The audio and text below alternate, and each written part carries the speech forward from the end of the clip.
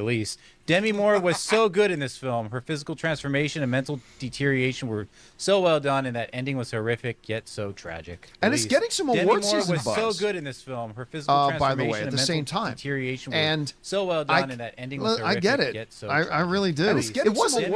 I was late to the party on it. I was by the way, at the same time. And so well done, and that ending was horrific. I get it. I really do. It wasn't. I was late to the party on it. I was by the way, at the same time. And so well done, and that ending was horrific. I get it. I really do. It wasn't. I was late to the party on it. I was by the way, at the same time. And so well done, and that ending was horrific. I get it. I really do. It wasn't. I was late to the party on it. I was by the way, at the same time. And so well done, and that ending was horrific. I get it. I really do. It wasn't. I was late to the party on it. I was by the way, at the same time. And so well done, and that ending was horrific. I get it. I really do. It wasn't. I was late to the party on it. I was by the way, at the same time. And so well done, and that ending was horrific. I get it. I really do. It wasn't actually really late to the party on it. Oh, so you saw it? Yeah, I finally did get around to seeing it. Not what I was expecting. Did it gross you out? A little bit. Really late to the party. Oh yeah, like stomach. Yeah, I finally did get around to seeing it. It was the not what kind of like expecting. It was the food stuff for me more than anything. The food stuff. Was like stomach. Hot dog stomach. Yeah. Anyway, what's next? Let's see. Oh, we did Tender Whispers. It was the food stuff for me more than anything. Anonymous.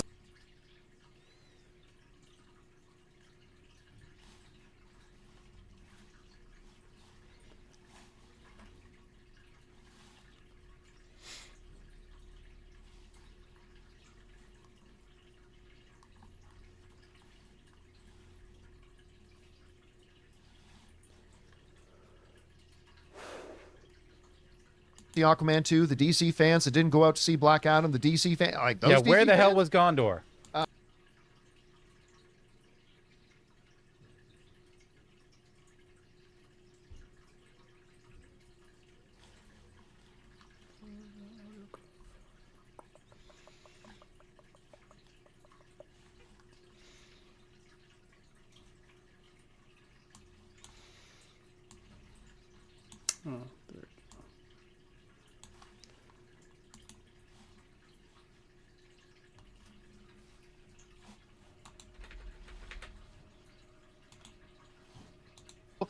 Look, I hope you're right. I would love for you to be right. I think there are just too many hurdles that this Superman movie is going to need to take down to open up future DCU movies to make $1 billion, right? Again, you just got so much negative baggage coming from, again, the Snyder Bros and from people who are just completely turned off of the DCEU because it ultimately just failed as a cinematic universe. It's got a lot of hurdles to get over. Too many that I think that it can be $1 billion film. I think it can make money. I think it can be successful. But I just think it's got too many bridges it's got to build that Superman, the movie, has to build so future films can do super well. But again, I hope you're right and I'm wrong, man. I really do. All right, what's next? Brandon Salas says, hey, crew, did you catch Naughty Dog's announcement of their new game, Intergalactic? Looks like Trent Reznor and Atticus Ross are doing the score. Can't wait to see what Neil Druckmann cooks up. Heard about it. Don't really know anything about it, though. Got to see it, right? It's like one of those things. Like, have they put out a trailer for it? I don't know if it's just an announcement or what. I'll look it up. Yeah. Anyway. All right, what's next? All right, Victor, for Chris, if you're there. She's here. So I figured you might have many connections in the voice acting community. Do you know anyone who has let slip if they've worked on the upcoming GTA 6? Also, blink twice fast if you have as well. Kidding, don't want to get you in trouble. No, I haven't worked on any of the Grand Theft Auto games, and I'd love to. And but do you know anybody who has? I don't have any friends who are doing that. I have a lot of friends who are playing it, but I don't think. I have some people I can double check with and ask. So maybe my buddy Raul's done it, because he's done everything. I'll find out. And see who I'm allowed to say. All right. Couple from DJ Infa says, I thought CW elevated the popular Green Arrow as a character to the non-comic book reading fans as well. And I hoped we would get Oliver on the big screen. But do you think they more or less made him TV's Batman making him TV's Batman hurt the chances? He's never rumored. No, listen, James Gunn has a lot of movies he's going to make. and they've only announced a small percentage of what they're doing. I have no doubt that we are going to get a big screen Green Arrow, or at least an HBO series. Which, hey, if Penguin is any indication, they're going to treat their HBO series as right. So I have no doubt, and no, I don't think having a CW version of Green Arrow is hurting it, because they had a CW version of Superman, and we're about to get our Superman movie. So no, I think we'll get them. But remember, they got a lot of time and they have a lot of characters. So we'll definitely get Green Arrow at some point. He follows up. Do you know what Sony's plan was if their Spidey spin-off movies was a hit? Team up and fight Tom Holland when he's still on loan at Marvel, because Venom was, if that's the case, at least see that through. So basically, if Sony stuff succeeded, what was their overall plan? I don't think any of them would have involved Tom Holland. Yeah. If Sony could make Tom Holland in their movies, they would have had Tom Holland as Spider-Man in their movies already. So there's just no getting around that. What was there? Listen, they're still making movies. Again, that report that came out. No, let me rephrase that.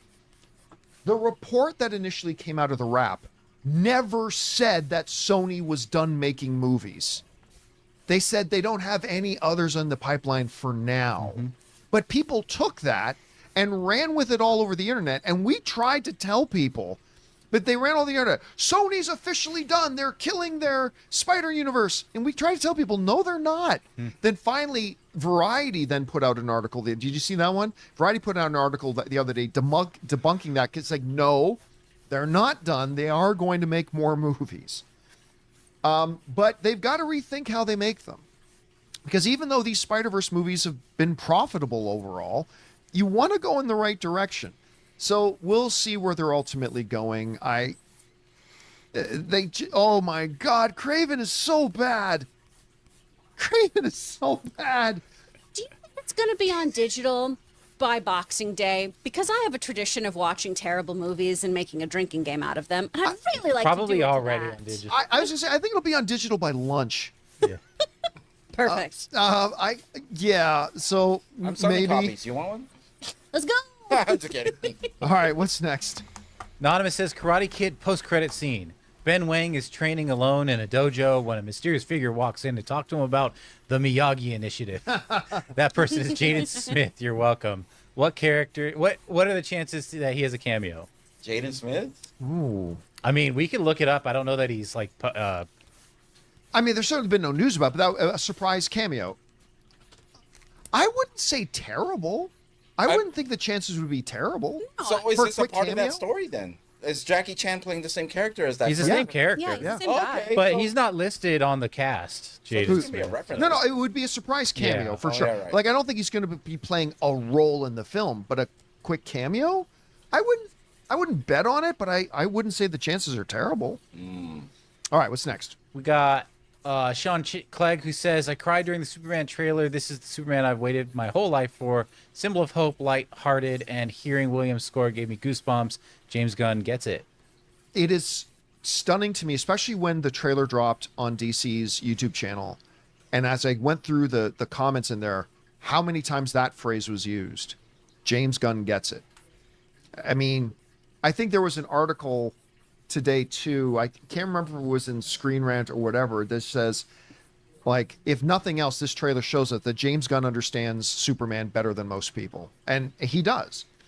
Now, that doesn't necessarily mean he's going to deliver the best movie. I hope he does. I have a lot of faith in it that he will.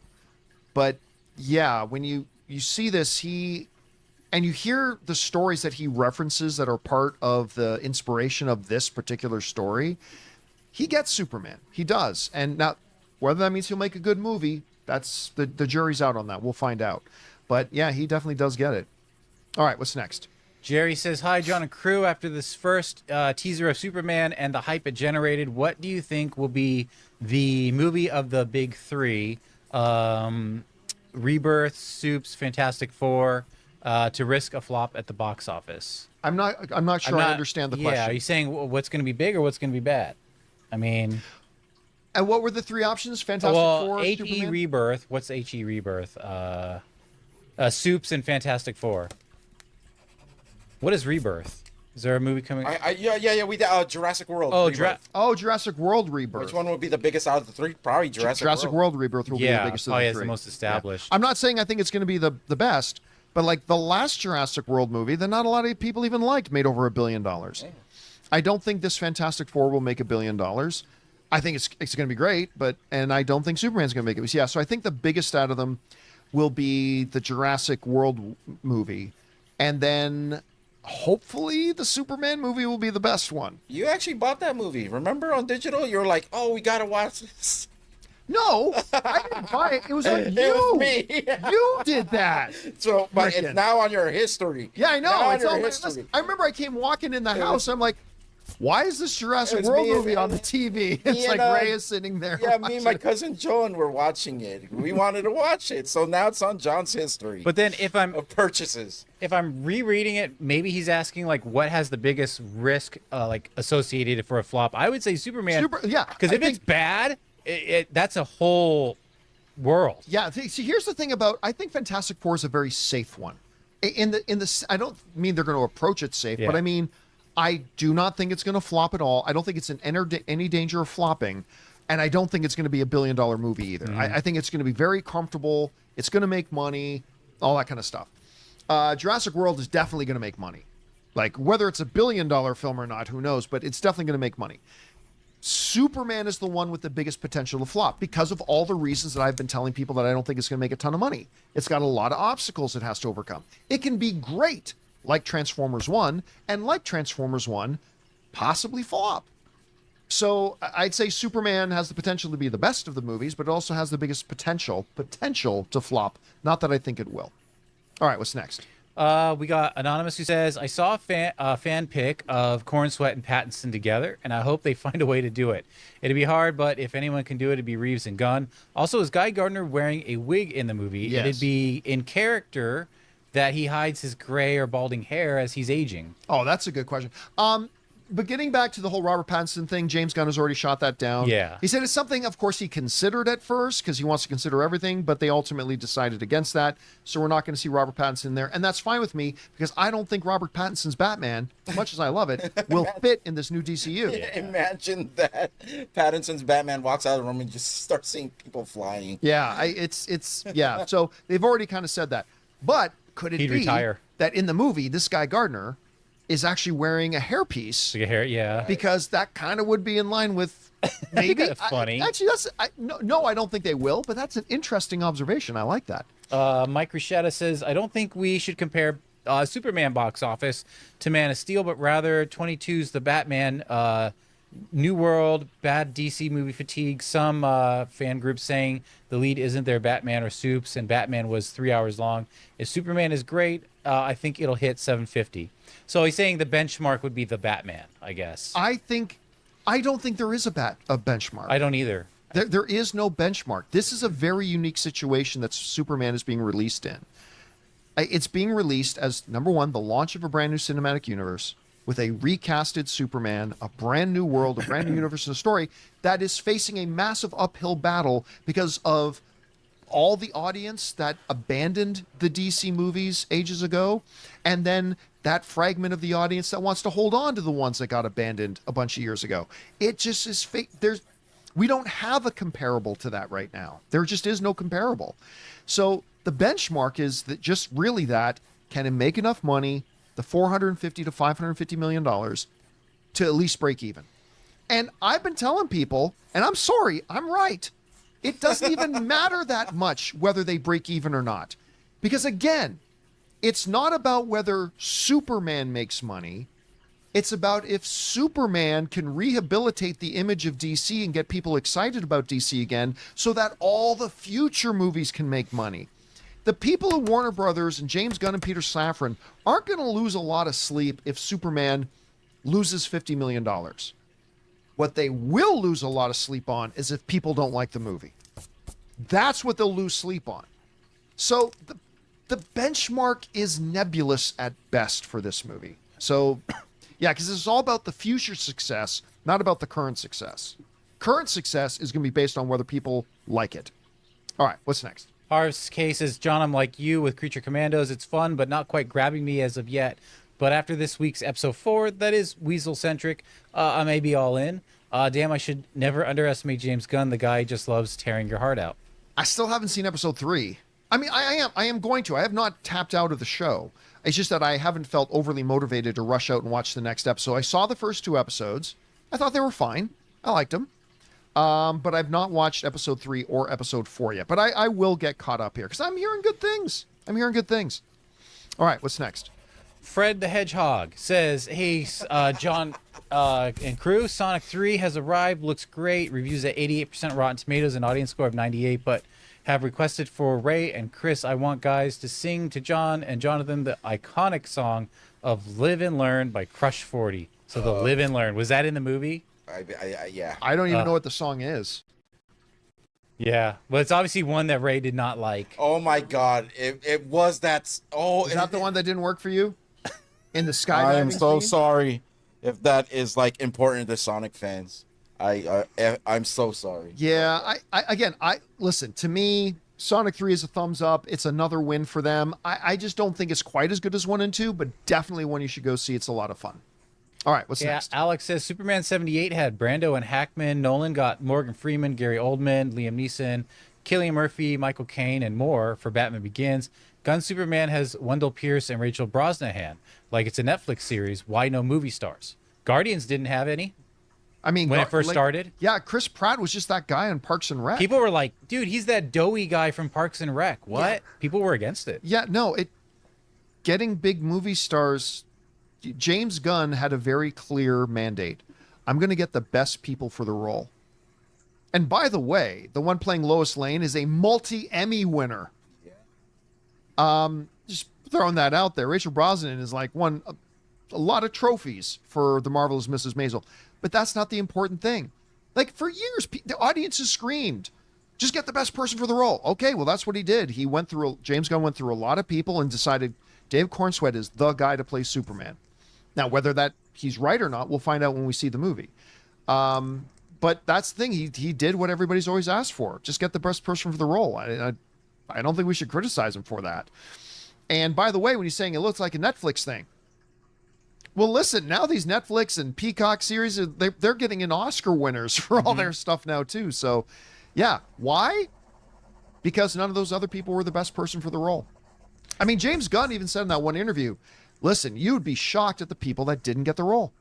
You would be shocked at the list of people that their agents sent us in as being interested in it, and they just weren't, not that they weren't great, but they weren't right for the role. So we'll see how it turns out.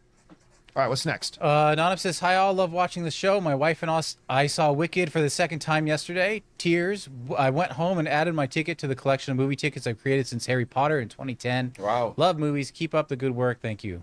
I have a buddy of mine who's a film journalist who I remember pulled out this box once, and he's literally kept every movie stub that he had since the 1980s. Yeah, I have the same, but now it's all digital, so I can't do it anymore. Yeah, it's different now, right? I don't have them. I can go out to my AMC A-List app and go through my history of my tickets, but it's different now. But I think that's an awesome thing to do is collect those. My concert tickets, I have the same, hundreds You just of have to them. buy a new phone every time.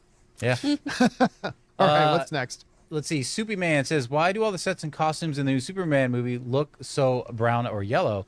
Do you think the filmmakers were inspired by bodily functions? There's a lot of people that don't like the color treatment, but I'm not seeing it. I love Someone it. was like, it's blue everywhere. What had brown in it besides the Hawk Girl costume? The only thing I can think of is, the Daily Planet, but it's supposed to look retro. Yeah.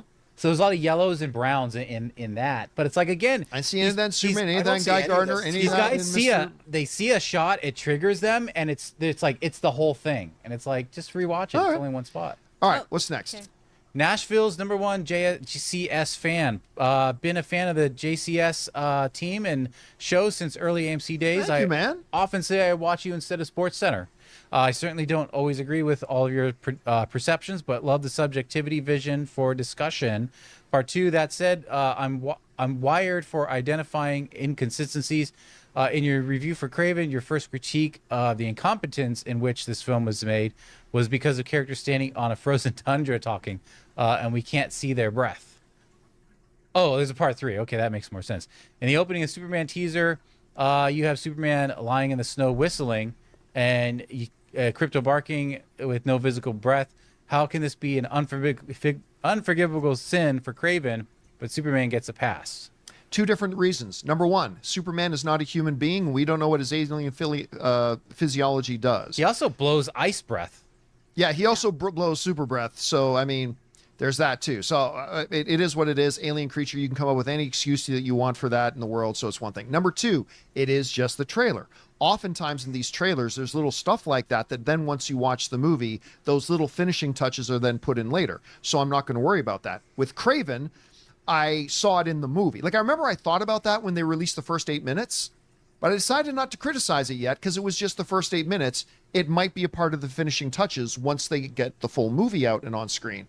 And then when I saw the movie on screen and they had multiple scenes of people standing out in the frozen tundras of Russia and you can't even see their breath. None of them. Or people having a conversation on a very windy plain in Africa, but they're just putting playing cards down on a table and the wind doesn't affect them at all. That's different. So, for those reasons, and remember, the movie's still 7 months away, I'm not going to criticize it in the trailer, much like I didn't criticize it in the first 8 minutes of Kraven, because that's not the finished movie yet. Turns out they didn't fix it once the finished movie came out. So we'll see how that all plays out once the actual movie comes out. All right, what's next? Chai T says, part 1 of 2, love the idea of a reverse Kingdom Come story for Superman. I know you hate talking about politics, but seeing the cheering for vigilantism in recent healthcare CEOs shootings and how divided society is right now, I feel like Casey's story is timely. My question is, John, would you like Superman to learn or to lean hard into social political commentary, or just be a fun movie with heart? I feel like Superman has the potential to touch something cultural like Squid Games did. All major movies touch on political and cultural stuff. I mean, George Lucas talked about that in depth, and like that's truly what they are, because art in and of itself is an artist's way of looking at the world the way it is, the way they fear it could be, the way it was, and the way they dream it can be. That's what art, when artists create art, that's kind of their interpretation of the world and telling stories about the world.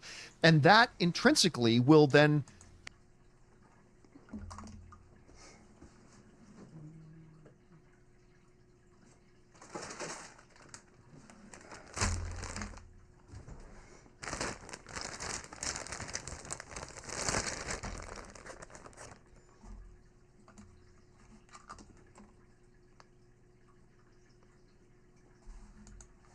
communicate some sort of sociological, political, cultural point of view and viewpoint, right?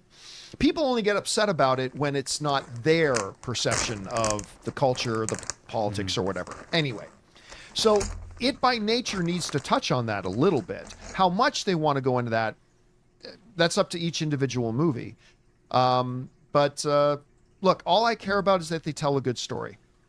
And if they tell a good story that's very heavy political, so be it. If they tell one that's dodges most politics, so be it. I just want a good movie. And as long as they deliver that, I'll be happy.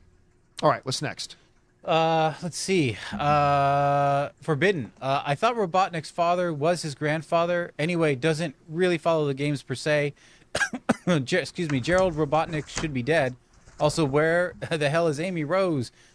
She should be stalking Sonic by now. You know what? I remember thinking when I found out that it was actually his grandfather, thinking, doesn't quite look old enough. But I will say this. This isn't a spoiler. He does say, I'm 115 years old. I was like, okay, you're old enough to be his grandfather. So they actually drop a line. But he doesn't look... Anyway, that might be a spoiler, what I was about to say. Okay, so we'll leave that alone. All right, what's next? Anonymous says, I think Ultraman will be the DCU take on Bizarro. Admit it, Bizarro is kind of the character Gunn would take pride in adapting for modern audiences. Bizarro's resemblance to Superman could help Clark cover his secret identity. Here's the thing. Because of what you just said, that Bizarro is totally the kind of character that James Gunn would do, I don't think Ultraman is just a version of Bizarro. I think he's going to do Bizarro at some point. I think James Gunn is just straight up going to do Bizarro. And so I think that'll be different than Ultraman because of exactly the logic you just said. I think that just makes more sense to me. But you might be right. We'll find out. All right, what's next? Dan V900 says, for Superman, people have talked about Fantastic Four coming out 2 weeks later. Its biggest competition is really Jurassic World Rebirth, which comes out 9 days earlier. And every JW film making $1 billion. Superman is sandwiched between them, not the best release date. Here's the thing, though. Hardcore people who want to see Jurassic World are going to see it within the first 3 days. Yeah. Hardcore people who want to see Fantastic Four are going to see it within the first 3 days. The hardcore audience that wants to see Superman is going to see them within the first 3 days. That's just the statistics of it. It can work fine. And it's in the summer. It's a big movie-going season. And if anything, if people go to see Jurassic World and love it, I mean, it's like anything else with human behavior. We go, we have a great experience at a restaurant. We look forward to going out and eating again. We go to a movie and have a great time at the movies. We're looking forward to jumping back in and going to the movies again. So it can work out great in its favor. And as long as it's got a little bit of a buffer zone between them, I think it'll be fine. All right. What's next? Mr. I says, light, non-plot revealing spoiler for Sonic 3. Looks like Jim Carrey joined this movie to join exclusive club, the fourth wall breaking Canadian club, joining Tatiana Maslany, Ryan Reynolds. I really like this movie, very charming. Yep, but I cannot talk about what you're referencing because that would be a spoiler. So not going to do that. But yes, it's a very exclusive club. All right, what's next? Mega Red says, love Sonic 3 without having seen the other two. Oh, because we talked about this the other day. That's right. I loved it. I thought it was at its best when it leaned more into anime aesthetics. The climax was basically a Dragon Ball Z fight. The movie felt like a gateway superhero movie for kids. Yeah, I mean, listen, they definitely make these Sonic movies like superhero movies. 100% they do. 100% they do. And yeah, I agree with everything that you said. It's a blast. It's great. But now I think you're going to like 1 and 2 even more. Like they're all 3 Sonic movies. It's very difficult to make a good movie. It's really damn hard to make 3 movies that are all good and entertaining. And they found a way to do it. And centered on a video game. Or especially being centered on a video game. 100%. All right, how many more do we got? I got to count. I'll count on the next one. Okay. Because we got to wrap up here. Yeah. John, you said you were skeptical about Superman's dog, but would you now say that you are invested in crypto? Invested in crypto. Oh, You don't need to say anything. I'll escort myself out. Go. That's actually not bad. That's pretty. That was pretty funny. And then Forbidden says, I thought Gunn denied Ultraman. Did he? And then I'll count the... Well, he's got the Ultraman sim. I don't recall. Oh, there's only 3 more. I don't recall hearing James Gunn denying Ultraman. Yeah. But I mean, again, it clearly looks, he's got the big U. I mean, so maybe it's not, but I don't recall hearing James Gunn deny Ultraman. Anyway, all right, what's next? All right, let's see. We got Mr. I says, I can see why they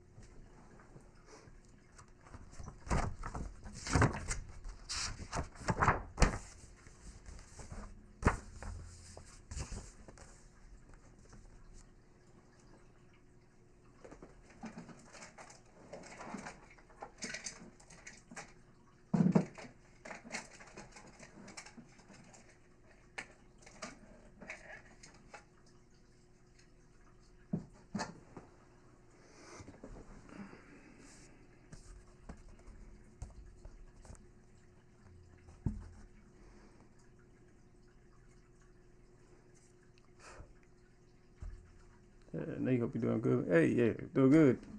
It's been a long time since I seen you on screen. released the Superman trailer yesterday, they Batman didn't want Beyond, Creature Commando spoiling what Fighting Superman Batman. looks like. That's why- Waller that's sees why a I mentioned vision it. where the JL, Teen Titans, Peacemaker, and Vigilante are dead. It was Corn Hope all Sweat's is well with Superman you. on a crucifix. But everybody But it already didn't- knows that doesn't do anything. Yeah. Everybody already knows David Cornsweet's playing the character. They Yeah. already put out pictures. Remember, James Gunn released pictures of David Cornsweet as Superman when he's sitting there putting on his boots and with Metropolis in the background. So, no, I mean, they've already given away what he looks like, and that's all fine. Unless something is going to happen in Creature Commandos later that would have originally been revealed in the trailer. Other than that, I don't think Creature Commandos had anything to do with the timing of the Superman trailer, to be honest with you. But who knows? Maybe once Creature Commandos progresses, we'll find out that it did. All right, what's next? Forbidden says, I get the underwear thing, but is superhero logic. It's a superhero world. That doesn't apply to the real world. There are monsters and stuff in it. We're only talking about whether something looks good or bad. I think the underoos look bad. There are going to be people out there who think it looks good. That's great. For me, I think it's a dumb look, but that's just me. All right, what's next? Benny S is, why is it not showing? Oh, no, sorry. Lex Luthor Oh no, Benny S. Sorry, I admit what you do with the adoptive family to friends of mine who were neighbors had their or admire what you do for that to friends of mine who were neighbors and had their homes burned down a week ago. Nothing was salvageable. Luckily, they were safe, but having to rebuild from nothing is heartbreaking. Donations only go so far for you. You know. I mean, there are things money can't replace. And that's the thing that really gets me when I hear about somebody's house burning down. Is like, hopefully you have insurance and financially you'll be covered, but it's the things you lose, right? That money just doesn't replace. I know there are things in my house that nobody would look at and think are worth a damn, but they would be irreplaceable to me for what they are. And that's really the hard part when your home burns down. Like your next door neighbor had their house all But it looks burned like a down, garage, but but had they a lot had- of fire damage. Home is comfort. Yeah. And when you lose that, where do you go? You feel like you have no place to go. So I understand that sentiment. All right, what's next? Okay, this is the last one. Lex Luthor. My money is on Chris Pratt cameoing as Jor-El. Also betting Mrs. Kent is the one who died in this version. The anti-Martha agenda strikes again. Yeah, I think that's a possibility. I also think it's a possibility that they're both in the movie and neither of them die, but they could pull that switcheroo we talked about the other day. Chris Pratt was seen on set of Superman. Oh, yeah, he was. And they said, no, he's just visiting because him and James Gunn are buddies. I don't know that Just I like buy Momoa, that. huh? I don't think you're going to see him as Jor-El, though. I don't think that. I think if anything, I Star-Lord. think he might be a voice. Oh, yes, as Star-Lord. Star-Lord. You see Star-Lord flying around in space, and this baby in a capsule goes flying by him towards Earth. Yeah. But I do think, at minimum a voice. Maybe he's the voice of Kellex. Maybe he's the voice of that. I don't know. We'll have to see. All right, was that it? That's it. And guys, that'll do it for today's installment of the John Campea Show podcast. Thank you so much for being here, making our little show part of your day. Big special thank you to all you guys who sent in the questions. Number one, because you gave us great fun things to talk about. But number two, you supported this channel as you did it. And all of us involved with the show, thank you guys so very much for your support. I want to thank the people in the room with me, Ray Ora, See you guys. Jonathan next Boyko, You're rubbing the ribs. See you guys next week. Chris Carr. Happy holidays. I don't think I see any of you until after Christmas. Oh. Oh, that's right. Christmas. Until Christmas. My name's John Campea, and until next time, my friends, bye-bye. I've been in business for 13 years, and since 2020, 3 of the companies I started have reached $100 million plus valuation. Here's no BS advice to help you crush 2025. My first piece of advice is set fewer goals and do less long-term planning. Hear me out. And so this may sound contradictory to some of my content about being patient, and I think long-term goals are very important, but the obsession over the minutia of how you're going to get there. Let me switch this up. Keep the topic on Superman. And the characters and all that. There we go. Of Open Mic, the show where the mic is. What are the things you want to discuss? What are the topics that you guys want to bring up? That is what we are going to cover here tonight. And the way you do that is if you're watching live, and you have to be watching live, is you can use the super chat feature in the live chat there and send in a question that way. And as long as I deem the question you send in to be appropriate to be addressed on the show, I'll address it here. Good to have you guys here. And we are, gosh, what are we now? 11 hours away. As of this live stream, and hello to everybody in the live chat there. As of this live stream, we're doing this at 7 p.m. Los Angeles time on Wednesday, December 18th. We are 11 hours away from the new Superman trailer dropping. The first trailer of the new cinematic universe, the DCU, the thing we have been waiting for ever since they announced that James Gunn and Peter Safran were taking over DC, that they were revamping everything. They were going back to the drawing board, starting from square one. So, and it's 11 hours away. We're going to get our first look. And I'm pretty excited about it. You guys know I am a massive James Gunn fan. I don't like his stuff because I like James Gunn. I like James Gunn because I like his stuff. I mean, I've literally, somebody asked me earlier today, if a little bit earlier in the show today, somebody asked me if James Gunn had ever had a bad day at the office. Because, you know, even the greatest filmmaker of all time, Steven Spielberg, has had a bad day at the office. You know, he's had one or two, like Terminal and whatever. But, you know, and somebody asked, has James Gunn ever had a bad day at the office? And I said, you know what? So far, now James Gunn hasn't done a lot of big studio films. So, like, once you move beyond his Trauma days and he got into making real Hollywood films, I don't know that he's made a film that I haven't liked yet. Some I like better than others, but I don't think he's made one that I haven't liked yet. So I've been very, very excited because, you know, I love Superman. Henry Cavill, who's standing right here, there he is, in my shot. You can only see half of him there. But that's my all-time favorite Superman movie is Man of Steel. And I'm looking forward to seeing it quite a bit. They dropped their first little teaser for the trailer today. I hate trailers for trailers. But they dropped a little 30-second trailer for tomorrow's trailer.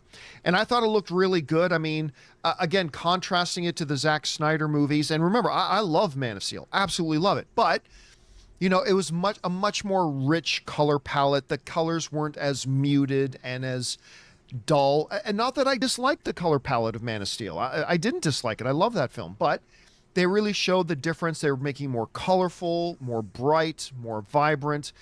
They restored a sense of awe to it. Because one of the things I said on the show this morning is that, you know, as much as I loved most of the DC films and I love most of the Marvel Cinematic Universe films, the one thing that neither of the two have done really well is have that sense of awe and wonder to them, right?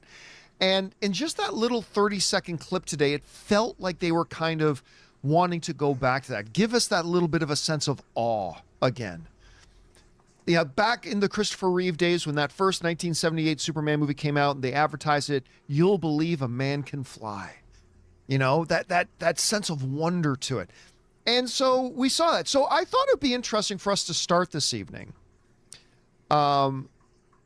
talking about what do we expect. This is our last chance to really talk about what we expect to come out of this trailer tomorrow. And so I thought I'd give some of my ideas, and then maybe if you guys have some thoughts too, you can fire them on in. We'll get to those a little bit later. But here are a couple things that I expect from the trailer tomorrow.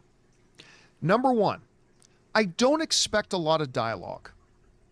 You know, I mentioned this earlier today on the John Campea Show that this is still a first trailer, and most first trailers aren't really there to give you much, right? First trailers aren't meant to give you the story of the film or a lot of dialogue or exposition, right? Like you'll want a little bit of that in trailers 2 and 3, but first trailers today are mostly about just giving the audience a taste, a little dab. Now, I heard, and I don't know if it's true or not, we'll find out tomorrow. I had heard the trailer's going to be like 2 minutes and 20 seconds. Might be longer, might be shorter. I don't know. I'm just saying that's what I kind of heard. We'll see if that's true or not. But, you know, I expect that to be 2 minutes of just kind of giving us a feel for the movie. Give us a feel for the world, a feel for the movie. Maybe hear 1 or 2 lines from Superman. Maybe hear 1 line from Lex. And maybe 1 line from Lois. Other than that, I really don't expect to hear a lot of dialogue in the first trailer, which is fine because this movie is still, what does it come out? July or December, January, February, March, April, May, June, July. The movie's still 7 months away. Frankly, between you and me, I still think it's a mistake to put a trailer out this early. I don't think there's any reason to put out a trailer this early. The movie is still 7 months away. I think they should wait until, I still think Super Bowl. I still think Super Bowl is when they should drop the first trailer. The movie will still be 5 months away. It'll be the biggest audience, the biggest platform to make a huge splash. But whatever. They're putting it out now, so be it. But again, the movie is still going to be 7 months away. No need for them to give us much other than a feel. Okay. So that's the first thing I expect. Not a lot of dialogue. Very, very little dialogue. Just a couple of few lines because it's a first trailer. Second thing I expect is I expect to see Guy Gardner, Green Lantern, Hawkgirl, and Mr. Terrific. Is that the character's name, Mr. Terrific? I think it's Mr. Terrific. Anyway, I expect to get at least a quick glimpse of them. Now, you might say, well, John, you were just saying, you know, it's a first trailer. You don't want to give much. Why would you want to show like all those characters.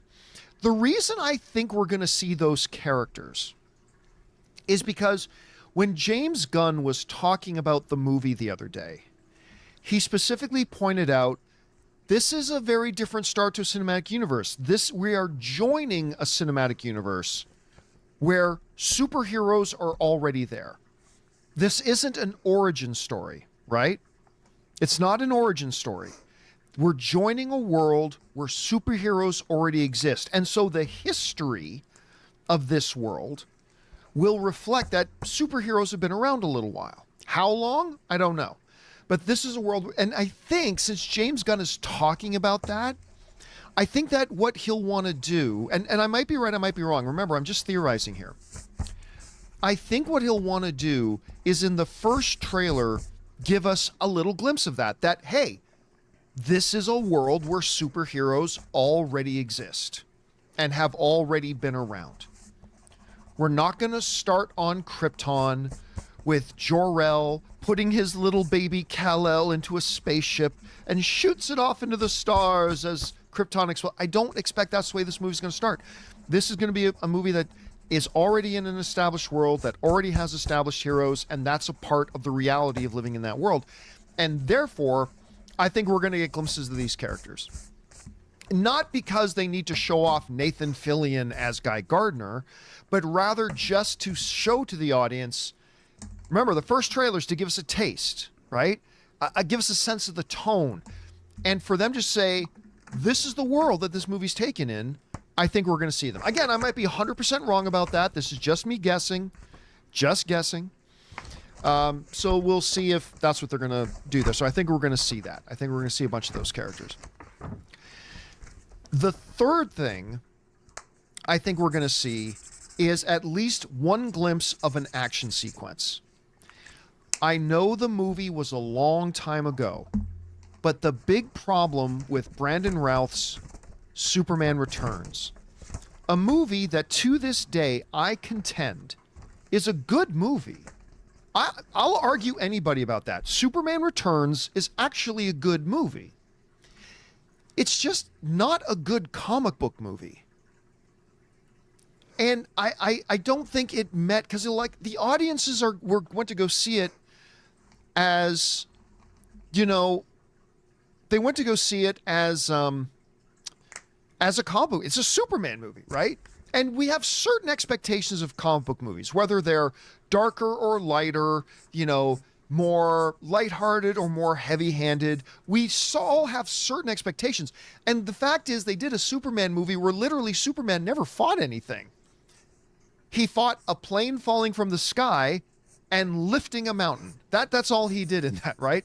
But I think that's a criticism that will probably still be around the halls of Warner Brothers. And I think James Gunn is probably going to be aware of that. And I think we're going to see at least one quick glimpse, maybe not of who he's fighting, but I think we're going to get at least one quick glimpse of Superman in an action sequence. So I think we're going to get that. By the way, Steve Munguia is asking, do you think we'll see Rick Flag Sr.? There's already been set photos of Rick Flag Sr. on set. So Frank Grillo, there's already existing set photos that have been leaked out and have come out that have been made public of Frank Grillo on set. So yes, we are 100% going to get Rick Flag Sr. That's definitely going to be in there. So yeah, that's one of the things. So number one, I expect no dialogue, or very, very little dialogue.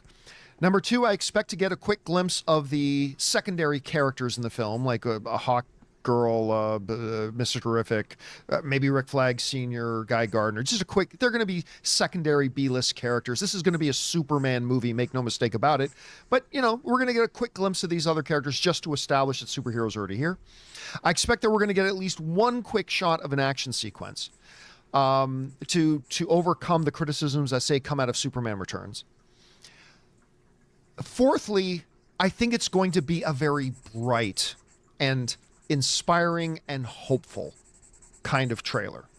You know, there are a lot of, listen, there's no right kind of trailer and no wrong kind of trailer. And there are certain movies where it's like, oh, like something heavy and dark and whatever is perfect for certain types of films. But I think, one of the criticisms that the Zack Snyder universe, and particularly like movies like Man of Steel and others have faced, is that to a lot of people, it seemed kind of dour, right? I personally love them, but I understand the criticism. Some people found them to be kind of dour and kind of dark and grim. And, people are kind of looking forward to a more optimistic, a more hopeful, a more upbeat kind of Superman. So while I definitely think, because it's a James Gunn film, there's going to be dark elements and there's going to be dark moments in the movie, I expect the trailer to be more like the teaser was today. Awe-inspiring, a sense of wonder, bright color tones, a lot of, I think at least 6 Superman flying past the camera shots. At least 6 of them are just a shot of Superman flying by and people going, whoa, it's Superman, something like that. So I expect to see a bunch of that in there as well. By the way, Daniel Brown's is asking quickly, are you going to do a trailer reaction live on the show tomorrow? Oh, hell no. No. I will. Listen, on tomorrow's show, we're definitely going to talk about the trailer, but the trailer drops at 6 a.m. The trailer drops at 6 a.m. I'm not going to wait 5 hours to watch the Superman trailer. I'm going to watch the Superman trailer and then we will talk about it on the John Campea show later. And by the way, we can't do live. First of all, I think I will never, I'm not a trailer reactor, so I generally don't do those. But the other thing is we really can't do those on the show anyway, because we will get a copyright strike if we do. And if that happens, that means we lose our monetization. Just for the show, but it literally means we'll lose any money that we make from our show tomorrow if I play in a trailer. By the way, a lot of people always ask, how do trailer reactors get away with doing that? I honestly don't know, because every time I put a clip of a trailer in anything, I get a copyright notice. Not a strike, but I do get a note. I always get a copyright notice. It's really kind of thing. Anyway, so no, I'm not going to wait 5 hours. I'm not going to wait from 6 a.m. I'm sorry, I'm a fan, right? I'm not going to sit around and wait, look like a crack addict. When's it going to be? I'm going to talk about the Superman trailer. I'm not going to do that. I'm going to watch the Superman trailer as soon as I wake up, and then we will talk about the Superman trailer. I think reactions are bullshit. We talked about this on the show a little bit earlier today. I think most of trailer reactions are bullshit. I think either most trailer actors are lying and they've already watched the trailer, and then when they do watch the trailer, I think most of them are acting. Because nobody watches a trailer and goes, whoa, wow, oh my God. Like, I think it's mostly bullshit. And then it's really too bad, because that takes away from the really great trailer reactors that are out there, like Struggle. We talked about this morning. Struggle, Rejects, guys like that. I think Blind Wave. There's some really good ones out there, and I think it really sucks that with so much fake bullshit out there with reactions, I think it takes away from the legitimate guys like that who do some really good stuff. But yeah, I'm not a trailer reactor, because I don't fake. So like I was talking about this earlier. Me doing a trailer reaction will be this. Because that's how I actually watch trailers. I smile. I might go, oh, man. But I don't perform. I'm not going to go, whoa, oh, my God. Like, I don't do that. And since I don't do that, I would be a very, very boring trailer reactor. I would be a really boring trailer reactor. And again, the biggest problem with that, I think, is it takes away from the really good guys out there who do it, like Struggle, like Rejects and stuff like that, who do some great work. And I know Greg, and I know the guys at Struggle, and I know that that's actually how when they see their trailers, that's how they act. So I know that. But I think, again, most of the stuff out there is just really kind of garbage. So anyway, that aside, we'll be talking about the trailer on the show in the morning. Absolutely. So those are the things that I expect to see. I expect a lot of bright, optimistic, kind of an upbeat kind of trailer. I expect very little dialogue. I expect for us to see a shot of the secondary B characters to expand, to establish that it's a wider world and all that kind of stuff. So those are things that I'm thinking we're going to see. I am curious to know, what are some things you are expecting to see in this Superman trailer tomorrow? The most important trailer in years. There is more writing on this trailer. We talked about this a couple days ago. There is more writing on this trailer than there has been in any other movie for years. More is writing because it's an entire start to a cinematic universe. And they got to nail it. They actually absolutely have to nail it. And I hope they do. I hope they do. Not all the things that we hope to work out well actually end up working out well, but hopefully this will be one of those situations.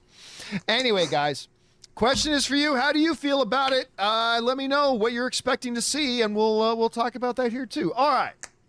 With that down, guys, let's get on to the reason that we're here, shall we? Which is to take your live comments and questions. So let's get things kicked off here. And we're going to start off here with the Autonomous Penguin, who writes, with Hasbro no longer co-financing Transformers movies due to the low box office returns, is the franchise dead? For those of you who don't know, like, the Hasbro has co-financed with the studios and stuff like that making the Transformers movies. They have announced that the new CEO over at Hasbro has announced they're no longer going to be doing that. Does that mean the franchise is dead? No. But I think it will be a while before we see another Transformers movie. I think that Transformers G.I. Joe team-up movie that they teased at the end of Transformers Rise of the Beasts, I've always thought that was a dumb idea. It was a very cool, fun post-credit scene, yes, but it was a dumb idea. But I think that's gone, and I don't think we're going to see anything else for a while. But at some point, remember, Hasbro isn't saying you can't make Transformers movies anymore. They're only saying we're not going to put up money for it. Somebody else will. At some point, somebody else will. And then it'll happen again, but I think it's going to be a little while. Listen, Transformers 1, it was, I just don't know what you're supposed to do if you're them. Transformers 1 was a really good movie. Like a really good movie. It's the Transformers movie I've waited my whole life for. But it tanked. It flopped hard. And they're going to need to lick their wounds, really reassess, and kind of figure out what is a Transformers movie that we can make that is really going to bring everybody, mostly the casual movie fans, to bring them into the theaters and love this movie and something we creatively feel good about. So it's going to take them a while to do it. So no, is the franchise dead? No, but I think it's going to be a little while before we see another one. All right, thanks for the question, man. Next up, Wiley OFC writes, I loved Man of Steel. It's how I found AMC Movie Talk. It's funny how many people say that. My favorite scene is when Clark is crying in the school closet and Martha finds him saying it's going to be okay. I hope Gunn has something like that. Listen, James Gunn, if you go over most of his movies, they have these great emotional things. Just look at his last couple of films, right? Guardians of the Galaxy 3, the whole thing with like Baby Rocket and his little friends and I'm Teefs, right? And those moments of them laying on the ground, look like, or if you go to his Suicide Squad movie, like a scene I talk about all the time. It's a totally underrated scene, totally overlooked. But the scene where they're driving through the town and King Shark's in the van and he's looking out and he sees people, particularly like people with relationships and warmth, and without even any dialogue, just King Shark looking at that, and your heart goes out to him. Like you actually really feel for the CGI character. He's great at that. Now, my personal favorite scene in Man of Steel, while that scene is great, you know, Martha's just like, listen to my voice, you know, shut everything else out. That's a beautiful scene. That's a beautiful scene you're talking about. My favorite one, though, is Patrick just got it, is when young Clark looks at his dad and says, can't we just keep pretending I'm your son? And Kevin Costner, who kills it as Pa Kent in that movie, pulls him in almost breaking emotionally, but trying to sound strong. He pulls him in and says, "You are my son." I get goosebumps just thinking about that scene when he says that. Can't we just keep pretending I'm your son? You are my son. That is still like one of my favorite scenes ever in any Superman movie. I loved it, and I'm sure James Gunn will have moments like that. I mean, I don't know if it'll equal that, but I'm sure he'll have moments like that. All right. Next up, we got Taki75 who writes, "Why do some people hate so viscerally the Russos? They trash sight unseen their new film and call them destroyers of cinema. Well, only a very few select morons do that. Have I missed something? I mean, look, when it comes to movies, like you name any filmmaker, there are going to be people who really don't like their filmmaking. Doesn't matter who it is. There are people out there who don't like Martin Scorsese films. There are people out there who don't like Ryan Coogler films. There are people out there who don't like Quentin Tarantino films. There are people out there who don't like Christopher Nolan films, who don't like Denis Villeneuve films, who don't like Steven Spielberg films, who don't like Alfonso Cuarón films, who don't like it doesn't matter who you name. There are going to be people, but they're a minority. They're a small minority. And listen, I've also, as somebody who is a big fan of the Russo brothers, I've also been a little bit critical of the films they've done since Endgame. I haven't quite frankly liked any of their films. I'm just being honest. And I love Joe and Anthony. They're wonderful. And I'm so excited they're coming back into the MCU.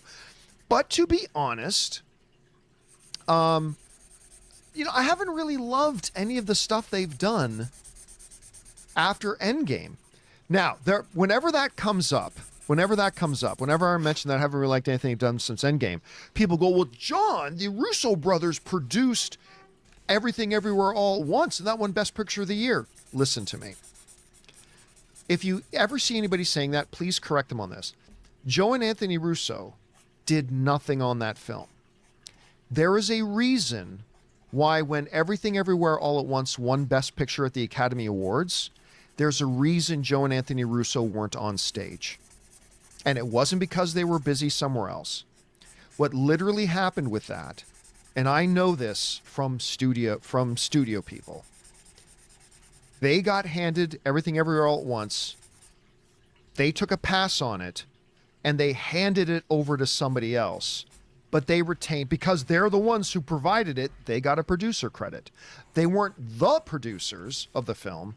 They literally, and I say this as somebody who loves Joe and Anthony, but they will be the first ones to tell you, Joe and Anthony did absolutely nothing. Not a thing on Everything Everywhere All at Once. If they did, they would have been on stage at the Academy Awards when it won Best Picture. And there's a reason they weren't. So, there's that. Remember, there's a reason why when you look up a movie credits, you can literally see in some movies like up to 20 to 30 people with the word producer in front of their names. From producers, associate producers, executive producers, co-producers, so many different producers can be on a movie. The reason is because, hey, listen, Steven Spielberg has some he's talked about this himself. See, I've got producer credits on movies simply because I facilitated a phone call between two people, and I got a producer credit. I mean, so don't worry about that. But anyway, there are going to be some people who just hate the Marvel movies and hate Marvel for being the most successful films of all time, and they're going to hate them for that. There's going to be some people that, listen, there's going to be some people that Joe and Anthony Russo's movies just don't do it for them. And that's fair. Just because you and I love Avengers Infinity War and Captain America Civil War and stuff like that, just because we love those doesn't mean everybody else is. So I wouldn't worry about it, to be honest with you. I really wouldn't. Everybody's going to have their critics, and they're allowed. Everybody's allowed. All right. Thanks for that, Taki. Next up, we've got the Autonomous Penguin, who writes, "How does Marvel introduce Doctor Doom after establishing the Council of Kangs as the main threat?" Well, technically, they never did. They only established that the Council of Kangs were a threat. They never established them as the main threat. Anyway, as the main threat, wouldn't it have made sense to recast Jonathan Majors? No. The Jonathan Majors Kang experiment was a bust. Not because of Jonathan Majors' drama. Nothing to do with his legal problems or anything like that. The Kang experiment simply didn't work. They dropped the ball on the Kang thing. Because in like 3 different things, let's see, in Loki season 1, he just got stabbed and died. Well, that guy's not much of a threat. In Ant-Man and the Wasp: Quantumania, Ant-Man beats him. He really didn't come across as much as a big threat. But here's the big thing. In Loki season 2, they end it by tying off the Kang stuff. They literally said at the end of Loki season 2 that the TVA was now just rounding up all the Kang variants. They literally said that in the show, that the TVA was now in the business of just hunting down the Kang variants, and they were checking them all off the list. They had already taken a whole bunch of them out, and they were checking them off the list. So the Kang thing never worked anyway, and then they used the end of Loki season 2 to finish it off. It's done. They literally said the Kangs aren't an issue anymore because the TVA was hunting them down, and they rounded up most of them already. So how they're going to introduce Doctor Doom, I don't know how they're going to do that yet. I don't know. We'll see. But I'm excited for it. I'm excited for it. And I know when Avengers Doomsday comes out, everybody's going to do their rewriting in history. They're all going to go, oh, no, I always knew it was a good idea. There will be so many people rewriting their own history. When Avengers Doomsday comes out and it rules and Robert Downey Jr. kills it in this character, and they're going to come up with some brilliantly narrative-rich way about how it affects the story, the fact that this guy who is now the face of the big threat in the universe was the same face who was Earth's greatest defender. They're going to come up with something great. And then all these people, oh, it's desperate that they got the Tony Stark. No. All these people who are saying this now, they're going to be singing they're all, because I've seen it happen 5,000 times in this job. Oh, no, that sucks. This is a stupid idea. Fast forward 2.5 years later when that movie comes out. Oh, I always knew that was going to be great. You're going to be seeing so many people changing their tunes. So many people are going to be changing their tunes when that comes out. But how they're going to bring them along, I don't know yet. I just know they must have a hell of an idea. And we'll see how that goes. Anyway, thanks for that, man. I appreciate that, Autonomous. Next up. Where are we? Johnny Weiner writes, one of two. While I do agree with you about someone else other than Shuri being the next Black Panther, the movie makes some sense story-wise. No, it doesn't. Not at all. Why? She created the herb, so what? A lab rat created. That doesn't mean they're the best person to become the warrior defender of Wakanda. Anyway, I'm sorry. I'm addressing your thing before I even finish reading it. Let me finish reading it. Movie makes sense story-wise. She created the herb, lost her mother, resulting in her revenge. And if someone was Black Panther, they would have lost to Namor. Even Shuri barely won if she didn't have any motive. No, that's completely, no, not at all. That's not true at all. Again, not my choice, but I do understand why she had to be the Black Panther. No, listen, I'll stand by this. As somebody who passionately loved Black Panther, the first movie, that Ryan Coogler and Chadwick Boseman brought to life so brilliantly, and Shuri was one of my favorite. Shuri and M'Baku were like both in my top 4 or 5 favorite MCU characters. If you guys have been watching me for long enough, you know that. Like Shuri and M'Baku both were in my top 5 favorite MCU characters. So I love Shuri. I love the Shuri character. Don't get me wrong. But Black Panther 2 making her the Black Panther was beyond idiotic and made no sense whatsoever. Remember, Black Panther is the warrior defender of Wakanda. That's Black Panther. Shuri was a lab rat who couldn't punch her way out of a paper bag. On the other hand, you had Nakia. Right there. An international warrior who in the same movie, without the powers of the Black Panther, fought her way into Talocan and single-handedly rescued Shuri from Talocan, got her out a skilled fighting warrior. I wonder Which of these two should be the new Black Panther? Anybody would have been the better choice. And yes, I think with the powers of the Black Panther, Nakia, a 50,000 times better fighter, absolutely could have possibly beat Namor. Could have. Like, it's... I'm sorry, but the idea that Shuri was able to beat Namor because she was mad that her mother... Like, motive. Really? Saving the world wasn't motive enough? Anyway. And I'm picking on you here, just as a fellow film fan brother. I'm picking on you as a brother, right? So don't take any of this as being mean. This is brother. We're jabbing each other as brothers here. I just think that's silly. I think that's completely ridiculous. That you got this little lab rat who knows nothing about combat and fighting. She's one of the smartest characters in the MCU. And on this hand, you had T'Challa's queen. Whether they had already gotten married yet or not, I don't know. But she was his betrothed, literally to become the queen of Wakanda. T'Challa's own mother. Remember in Black Panther 1? T'Challa's own mother tried to get Nakia to take the last flower. When they were going to see M'Baku, she tried to get her to take it. Because the Queen Mother knew that the logical person to have this was Nakia. She was the one who should have been the new Black Panther. Hell, even M'Baku would have been a better new Black Panther. Although I did like that they ended it with M'Baku becoming the new king of Wakanda. That made narrative sense. I appreciated that. But, yeah, I mean, it just made no fucking sense. No sense of whatsoever. We need a new warrior defender of Wakanda. Let's see, we've got all these members of the Dora Milaje who are loyal to Wakanda and have been trained warriors their whole lives.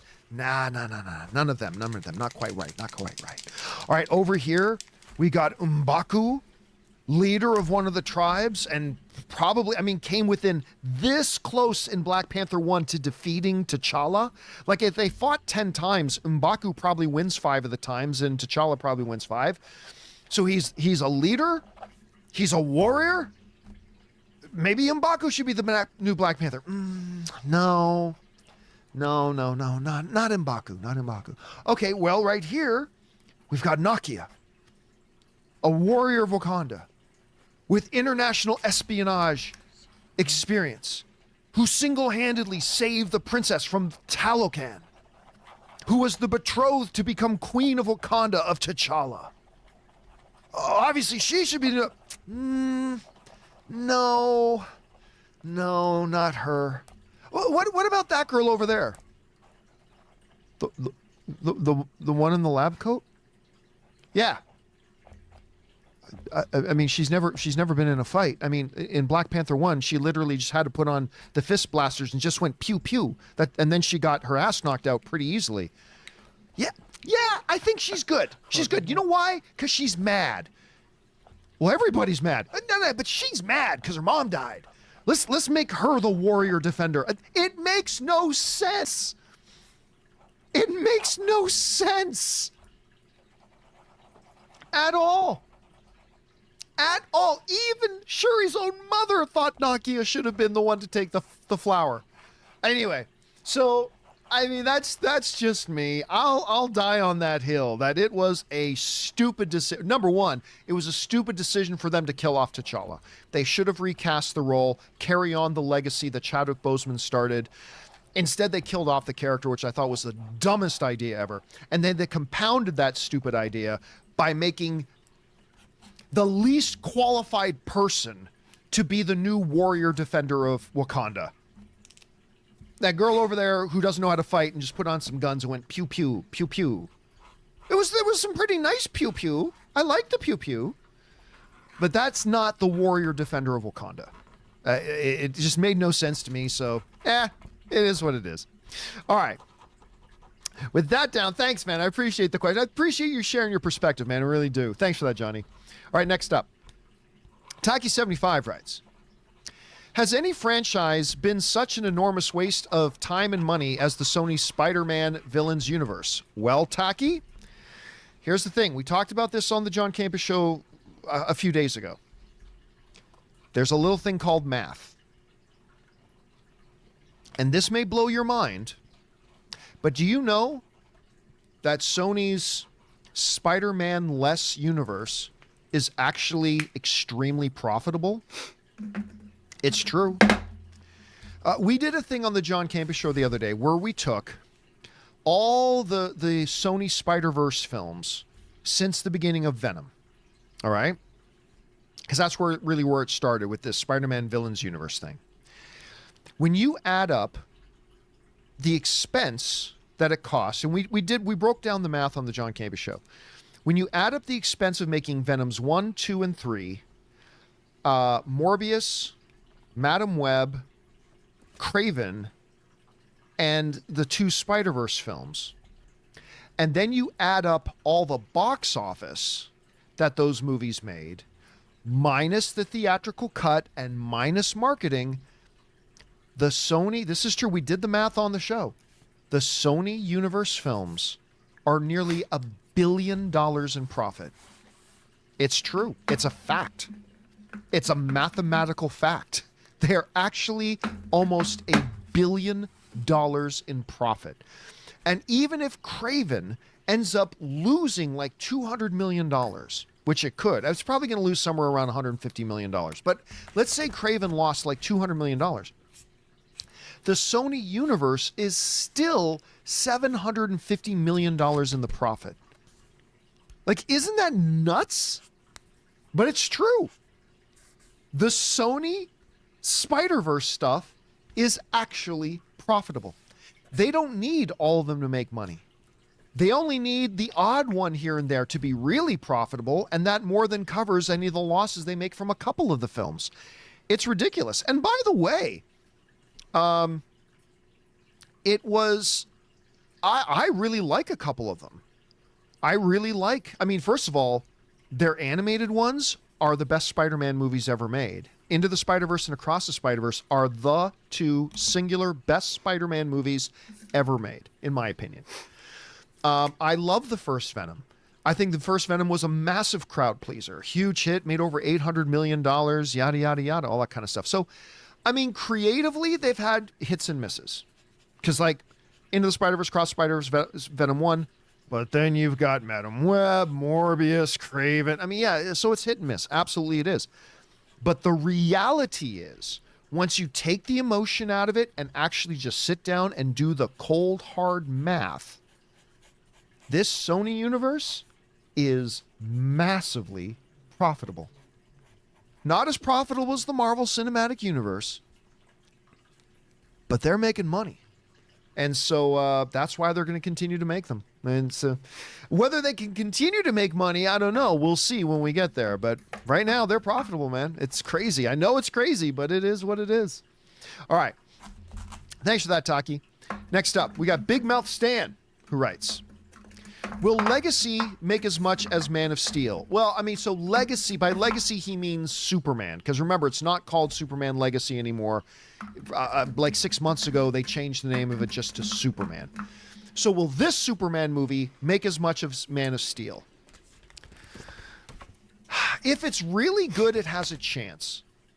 Because help me out in the live chat, guys. How much? I think Man of Steel made what, 600 and I want to say 30 million. Is it 630? You know, I could just look it up. Let me let me see if I can look it up here. Man of Steel box office. Okay. So Man of Steel made 670. So Man of Steel made $670 million. Rhino Meister put that in there as well. So I think if the movie is really good, it has a chance at that. It has a chance. Remember, I really don't expect this new Superman movie to make a ton of money, regardless of how good it is, because so many people have already given up on DC. All you got to do is look at the history. Look at the last 5 movies they put out.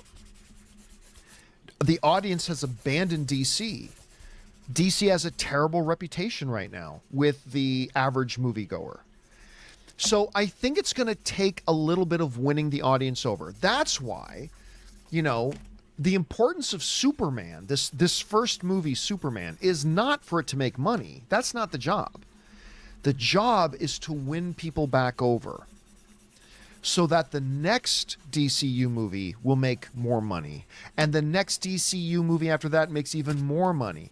They're not concerned about the 500 or 600 million this one movie can make. They're concerned about the 10 to 20 billion dollars they want the next 20 or 30 films to make. And it all hinges on Superman starting the healing process and starting the rehabilitation process and starting that process of winning the audience back over. So that's why I think 670 is actually the roof. I mean, I think that's if all the stars align and everything goes perfectly, I think 670 might be possible. Personally, I think if Superman makes 500 million, if Superman makes 500 million, I think they should be very happy. I think if they could make 500 million with this first Superman movie, I think they should all be very, very happy. Because remember, Man of Steel did not come out in a deficit. Man of Steel came out as the start of a brand new thing. There wasn't all this negative stuff surrounding it. It didn't have all this baggage weighing around it. This Superman movie does. So it'll limit how much it can make, but 670 is possible. But again, I think if it makes between 400 and 500 million, I think they take that as a huge win and then build on that for the next few films to, now that they won the audience back over, and that hopefully it goes up from there. At least that's my guess. We'll see if that actually works out or not. Thanks, Big Mouth. All right, next up, we've got Nitrate writes, I swear to Jor-El, if this trailer features a generic slow orchestral heavy drum rendition of Kryptonite by Three's Doors Down, you still call me Superman, I'm going to be pissed. Very excited for this trailer and your thoughts tomorrow. Dude, I am so excited for this trailer. I don't often get excited for trailers, but again, this is different. This is our first real glimpse of a brand spanking new cinematic universe. And it's being done by James Gunn, who I'm a self-admitted huge fan of. And so, yeah, I'm pretty excited. The problem is, by the way, Kaza said, are we expecting it at noon Eastern time? No, it's coming out at 6 a.m. Los Angeles time. There's a 3-hour time difference. So the Superman trailer will be dropping at 9 a.m. Eastern Standard Time. 9 a.m. So 6 a.m. West Coast, 9 a.m. East Coast, for those of us living in North America. Anyway, yeah, so this one's a little bit different. I gotta admit, I'm pretty excited. Now, the problem, of course, is that when you get really excited about something, you set yourself up for disappointment. And kind of like the way I did with Kraven. I was excited for Kraven. It's so bad. But so I'm both excited for it, but I'm also really set up for disappointment in case I don't like it. So we'll see how it all goes. All right. Next up, we've got Suthius. And Suthius writes, here's my little theory. The supervisor of At-Adden, this is in Star Wars Skeleton Crew, is the old captain of the ship, and they've been doing everything they can to keep At-Adden hidden. Okay, here's the problem with that theory. The problem with that theory is At-Adden has been a hidden thing for almost 1,000 years, like hundreds and hundreds of years, right? It's not like the pirate went there, took over a supervisor, and now they want to keep the planet hidden. Like, they made it pretty clear that these 6 jewel worlds have been hidden for centuries. How many centuries? I'm not sure, but a very, very, very long time. Now, that doesn't mean that the new captain couldn't have got there and then set himself up as the new supervisor. That's possible. But like that, but if they do that, and I'm not sure that they would, but if they do that, then it won't have anything to do with why they're keeping the planet hidden. That's something that the Republic did to set up these worlds, like ever since the era of the Old Republic.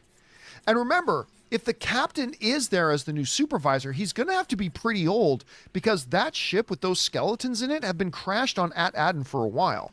So, look, I do think the identity of that pirate is going to be a big reveal. I do think the revelation of who the supervisor on At Adden is also going to be a big reveal. Maybe they'll be one and the same. Maybe they won't. We'll find out. All right. Thanks for sharing your theories, Suthius. But, man, I'm loving the show, though. I'm absolutely loving this Star Wars show so much. It's so nice to finally love a Star Wars show again. All right. David Cushmore writes, can the Vikings win out? Seahawks next game, the game after that against Green Bay, the last game against Detroit. No, I think they can beat the those are 3 tough games. I think they can beat the Seahawks. Green Bay is looking dangerous right now.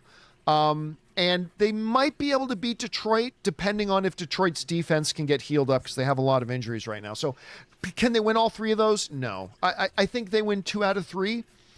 But they might also just win 1 out of the 3. I think the Seattle game is definitely one they should win, but the Green Bay game and the Detroit game are going to be very, very tough. Very, very tough. All right. Next up, David also writes, are you looking forward to Christmas this year? I am. Listen, Christmas is actually my favorite day of the year. Always has been. Christmas is my absolute favorite time of the year. Oscars are my second favorite day of the year. But yeah, Christmas is my favorite day of the year. So are you looking forward to Christmas this year? Do you think there will be another Alien movie or Predator movie in 2025? They've already announced them. So we've got, they've already announced that they are working already on the next Alien movie, but it won't be out in 2025.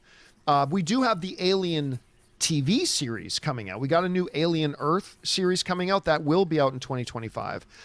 And I can't remember when the new Predator movie's coming out. I know they're shooting. I don't know if it's supposed to come out in 2025 because it's got, what's her name? Her and her sister were both child actors. Is it not Dakota Fanning? Is it Elle Fanning, guys? Help me out in the live chat. Is it Elle Fanning that's in the new Predator movie? I thought it was. Dave's saying there's 2 Predator movies. I'm not really sure, but saying it is Elle Fanning. Yeah. Oh, they're saying it's November 2025 release. Oh, so it is coming out at the end of 2025. Well, there you go. So, no, I don't think not a new Alien film in 2025, but we are getting the Alien TV series. And, it looks like we're going to be getting that new Predator movie at the end of 2025. Watch the rest of this podcast. All right. That I missed earlier. Next up, we've got, again, David Cushmore. Are you going to get some Christmas cookies? You should try Christmas M&Ms. They're good. I'm procrastinating. Not procrastinating. I've just been holding back on painting this one or coloring this one. Cause I like the way it looks in black and white. I'm thinking like, should I just ink it up or should I color it? I think I'm gonna color it. I don't want to mess it up though. But we'll see. We'll see what happens. That's what the sketchbook is for, man. You gotta, whatever this is. I don't know. Some stuff you just draw a foot. That's what the sketchbook for. You gotta take a chance with the sketchbook. Just, draw whatever comes to mind. This had live before, or live before, now it says love. I don't know what I'm gonna do with this. But yeah, this one. I didn't want to mess it up, but we'll see what happens. I can always draw her again. Alright. Get out of here.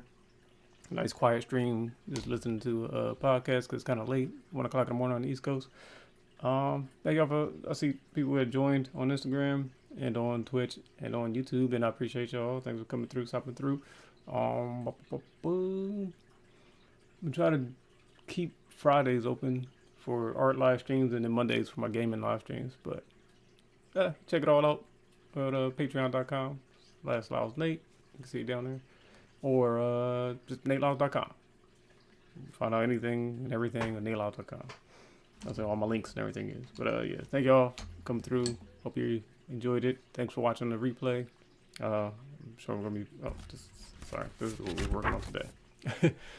Because the new Superman trailer came out, which looks so dope. Yeah, I can't wait till the movie come out. See, it's trailers like that make me want to do movie reviews again. But, okay. Till next time, stay royal, stay loyal. Peace out.